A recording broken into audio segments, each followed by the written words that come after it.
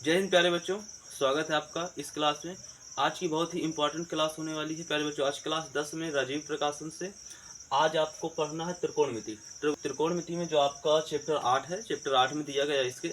आज हमको इसके पढ़ना है इंट्रोडक्शन, यानी कि परिचय पढ़ना है, त्रिकोणमिति का परिचय, जो कि चैप्टर 8 में, या बोले तो आपका प्रश्नावली 8 के ए में दे रखा है। बहुत ही महत्वपूर्ण टॉपिक है ये। क्लास में आपके 2 क्वेश्चन या इससे 3 क्वेश्चन तो आते ही आते हैं। और रही बात 2 नंबर में, तो क्वेश्चन इसके 100% आने वाले हैं, और 4 नंबर में भी इसके क्वेश्चन आने वाले हैं। तो इसलिए प्यारे बच्चों, ये एग्जाम की दृष्टि से भी बहुत ही इंपॉर्टेंट टॉपिक है। क्या करते हैं आप, यदि ध्यान से पढ़ते हैं तो आपको इसमें बताए गए सारे कंसेप्ट, ये त्रिकोणमिति से संबंधित प्रकार के कंसेप्ट आपको समझ में आ जाएंगे। तो चलते हैं प्यारे बच्चों। ये समझिए कि एक समकोण त्रिभुज है। समकोण का मतलब होता है ऐसा त्रिभुज जिसमें से आपकी सबसे बड़ी भुजा 90 अंश की हो। ठीक है, समकोण का मतलब ऐसा कोण जिसमें जो आपकी सबसे बड़ी भुजा, भाई 3 कोण ही तो होते हैं ना, एक कोण ये है, एक कोण ये है, और एक कोण एक है। ठीक है, कोण का मतलब ये होता है कि किन्हीं 2 रेखाओं के बीच का झुकाव, यानी कि जैसे कि ये 2 रेखा है ना, ये वाली 2 रेखा, और एक रेखा ऐसे जा रही है, तो इन 2 रेखाओं को अगर हम दोनों को मिला रहे हैं तो इन 2 रेखाओं के बीच में कुछ स्थान बच रहा है, उसी को हम कोण कहते हैं। अब बाहर भी प्यारे बच्चों कुछ ट्रायंगल शेप में, गोला आकार आकृति में कुछ कोण बन रहा है, ये भी एक कोण हुआ और ये भी एक कोण हुआ।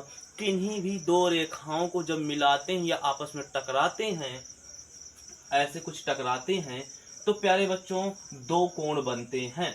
अगर जैसे हम ये रेखा को ऐसे टकरा दिया, ऐसे टकरा गई ना ये रेखा, तो एक तो ये कोण बनेगा और एक ये कोण बनेगा। पर शर्त ये रहती है प्यारे बच्चों कि किन्हीं भी 2 रेखाओं को मिलाने से या टकराने से या भिड़ाने से जो कोण बनता है, उनमें 2 प्रकार के कोण होते हैं। एक तो बड़ा वाला कोण होता है जो बाहर की ओर बनता है, और एक अंदर वाला कोण होता है जो भीतर की ओर बनता है। तो कोण तो आप समझ गए होंगे ना। तो आप देखिए कि 3 ठो रेखाएं हैं, और 3 रेखाओं को अगर हम आपस में टकराते हैं तो 6 कोण बनेंगे, क्योंकि 2 रेखाओं को टकराने से 2 कोण, और यहाँ 2 कोण, यहाँ 2 कोण। अब देखो यहाँ एक बाहर कोण है, एक तो है कि नहीं है, एक अंदर कोण है। तो मैं बाहर वाले बाह्य कोण जिसे बोलते हैं, तो हमें उससे तो कोई मतलब है नहीं, बस हमें अंदर वाले कोणों से मतलब है। तो अंदर तो आपके 3 कोण हैं, जिनमें से सबसे बड़ा कोण आपका ये वाला बनेगा। ठीक है, जिसको हम कहते हैं समकोण। और इसलिए इस त्रिभुज का नाम पड़ा, इसलिए इस आकृति का नाम पड़ा समकोण त्रिभुज। आपको ये बात क्लियर हो गई होगी। मुझे आशा है कि आपको ये समझ में आ रहा होगा। अब मैं आगे चलता हूँ। तो आगे चलने से पहले हमको ये सोचना है, हम पढ़ रहे हैं त्रिकोणमिति। त्रिकोणमिति प्यारे बच्चों 6 प्रकार की होती है। ट्रिग्नोमेट्री आपकी 6 प्रकार की होती है। टाइप ऑफ ट्रिग्नोमेट्री एंड 6, जिसमें से हमको देखना है साइन और कॉस और आपका टैन। मेनली यही होते हैं, कॉस साइन टैन। जैसे मैं आपको पूरा स्पष्ट लिख रहा हूँ, राइटिंग अगर आपको समझ ना पा रही हो तो मैं आपको ऐसे लिख देता हूँ, कॉस और इसके बाद टैन। ठीक है, टी ए एन टैन। तो ये होता है आपका। ठीक है, अब प्यारे बच्चों यहाँ पर क्या होता है, ये जो समकोण त्रिभुज है, जो आपकी खड़ी खड़ी लाइन है ना, जो आपको ऊपर की ओर गई है, यानी लंब के आकार की है, लंबवत है, खड़ी। जब कोई जो आकृति होती है या कोई किसी प्रकार की आकृति हो, वो ऐसे सीधा सीधा जमीन से ऐसे ऊपर की ओर सीधा सीधा खड़ी हो, तो उसको हम कहते हैं लंबवत खड़ी है, ये लंबवत है। ठीक है, लंब में खड़ी है यानी लंबवत है, यानी लंबाई ऐसे सीधा सीधा। ठीक है, तो ये लंबवत रेखा है ना, इसको हम एक तो इसको हम लंब बोलते हैं। क्या बोलते हैं? लंब बोलते हैं। ठीक है, लंब बोलते हैं। और इसके बाद प्यारे बच्चों, ये जो नीचे की पड़ी हुई रेखा होती है ना, जिसको बेस बोलते हैं, आधार बोलते हैं। ठीक है, जिसे हम सरफेस बोल देते हैं, जमीन जैसे बोल सकते हैं। कई मीनिंग होती हैं, हर एक कंडीशन में अलग अलग मीनिंग होती है। ठीक है, तो इसको लेकिन यहाँ त्रिभुज में हम आधार बोलते हैं। क्या बोलते हैं? आधार। आधार। ठीक है, आधार कार्ड नहीं, आधार आप लिखिए, छोटा आ बनाइए, अच्छा रहेगा, आधार हो जाएगा। ठीक है, अब इसको जो ऐसे पड़ी हुई लाइन होती है, जो एक लंबवत रेखा, और लंबवत रेखा जहां पर खड़ी है, उस बेस को, उस जमीन को, उस सतह को और तथा उस लंबवत रेखा की जो शिखर को, चोटी को, दोनों को जोड़ने का काम करती है, उसको हम कर्ण बोलते हैं। क्या बोलते हैं? कर्ण बोलते हैं। इतना आप समझ गए।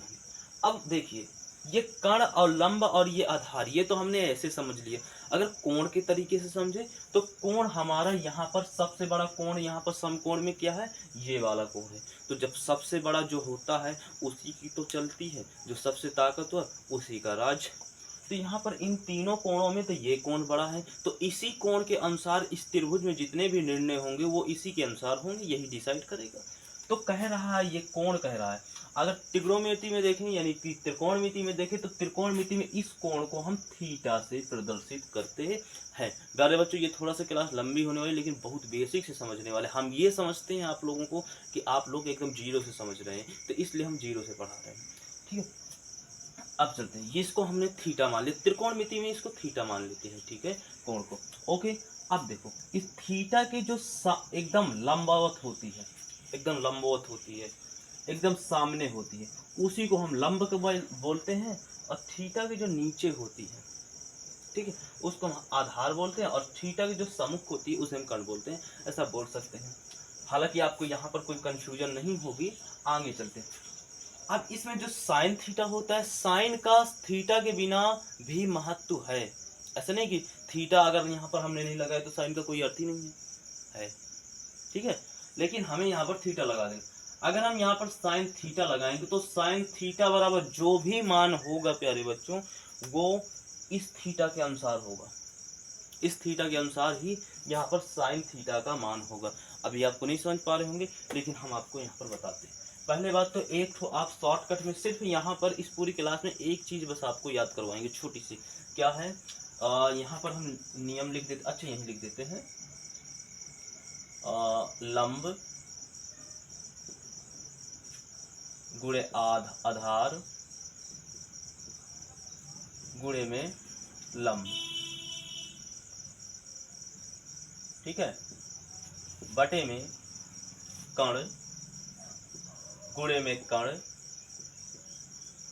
गुणे में आधार। आधार, ठीक है, जिसको लंब को हम L से प्रदर्शित करते हैं, आधार को A से प्रदर्शित करते हैं, और L को भी L से। कर्ण को K से प्रदर्शित करते हैं, K4 कर्ण, K4 कर्ण, A4 आधार, यानी कि लाल बटे कक्का। क्या होता है? क्या पढ़ते हैं इसको? इसको पढ़ते हैं हम, इसको पढ़ते हैं लाल बटे कक्का। ठीक है, ये पढ़ते हैं आप हमको। तो ये होता है। अब देखो, यहाँ पर जो आपका ये वाला पक्ष होता है, ये वाला पक्ष, ये होता है साइन के बराबर, यानी कि L बटे A, L बटे K, बोले तो लंब बटे कर्ण के। ये साइन थीटा के बराबर होता है।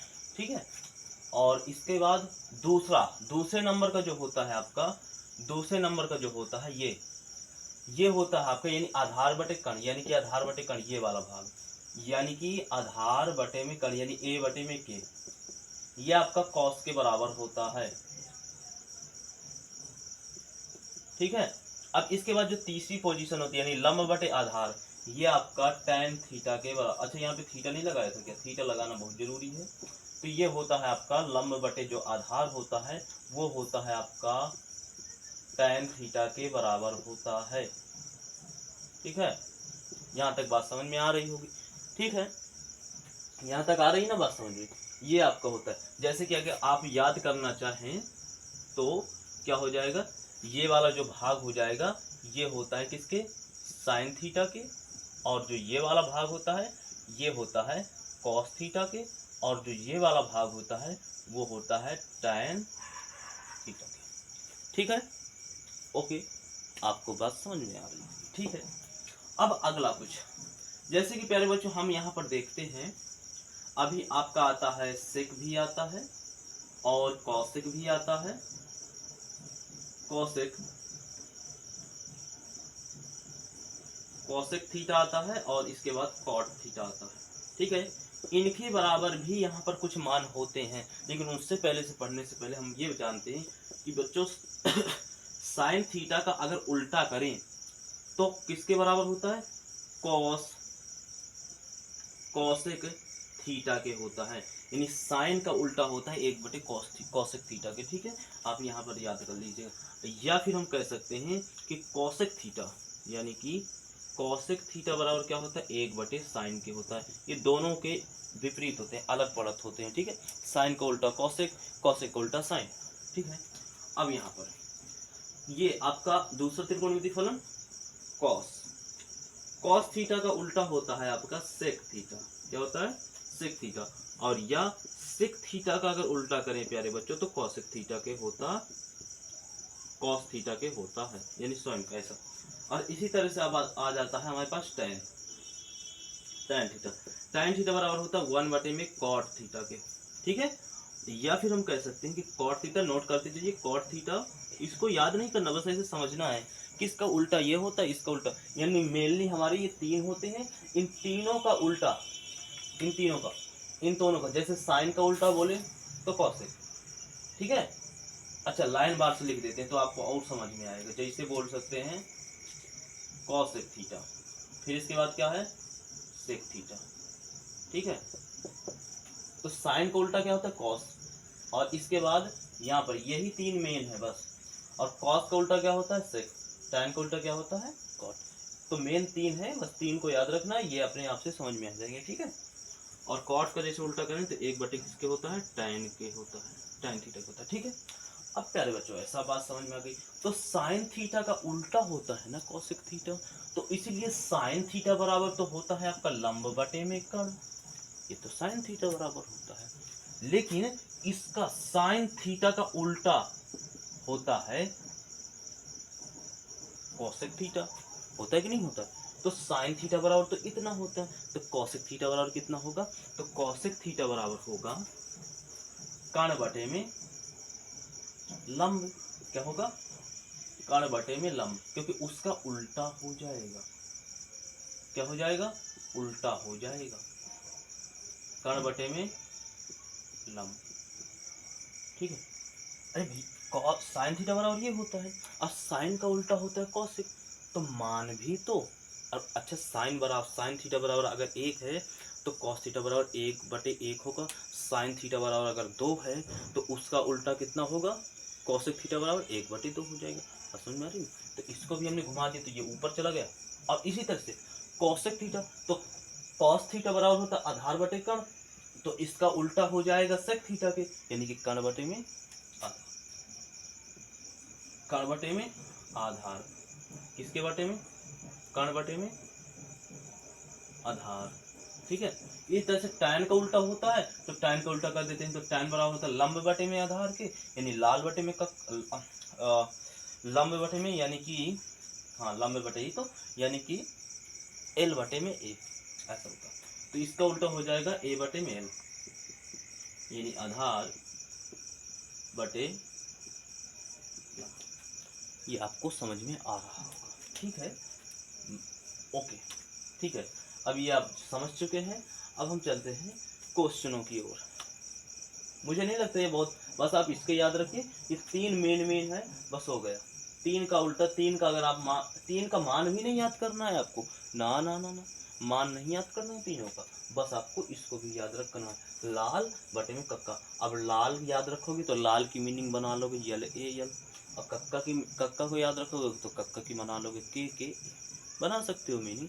और मीनिंग बना करके बस तुरंत कर देना, वो पहले का होता है साइन, दूसरे का होता है कॉस, तीसरे का होता है टैन। अच्छा टैन, साइन कॉस टैन, ओ ऐसा ऐसा होता है ना, हमको चाहिए कॉसेक का मान, यानी कि साइन का उल्टा होता है कॉसेक, तो फटाक दे लाल बटे का ओ, यानी साइन बराबर होता है लंब बटे में कितना होता है?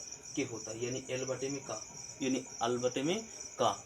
अच्छा तो कॉसेक इसका उल्टा होता है तो का बटे में एल हो जाएगा, यानी के बटे में एल हो जाएगा। ऐसा आप बना सकते हैं, बहुत ही आसान है, आप चाहे तो इसे नोट कर सकते हैं। अब हम चलते हैं क्वेश्चनों की ओर। ठीक है, इसके बाद प्यारे बच्चों वीडियो आपको कैसा लगा है आप ये कमेंट में ज़रूर बताइएगा, क्योंकि आप यदि कमेंट में बताते हैं तो हमको एक उम्मीद मिलती है, हमको एक आशा मिलती है, जिससे हम ये समझ पाते हैं कि हमारे द्वारा पढ़ाया गया आप लोगों को कितना समझ में आ रहा है। तो ठीक है प्यारे बच्चों, आपको वीडियो पसंद आया हो तो लाइक कीजिएगा और कमेंट में ज़रूर बताइएगा, बिल्कुल मत भूलिएगा, और चैनल को सब्सक्राइब कर लीजिएगा ताकि आपको इसी तरह की वीडियो सबसे पहले आपके पास आए और भी बच्चों के पास, और भी बच्चों को जोड़ने की कोशिश कीजिएगा, वीडियो को शेयर कीजिएगा। तो चलते हैं प्यारे बच्चों, आज के लिए इतना ही। जय हिंद, जय भारत। इसका पार्ट 2 देखना मत भूलिएगा।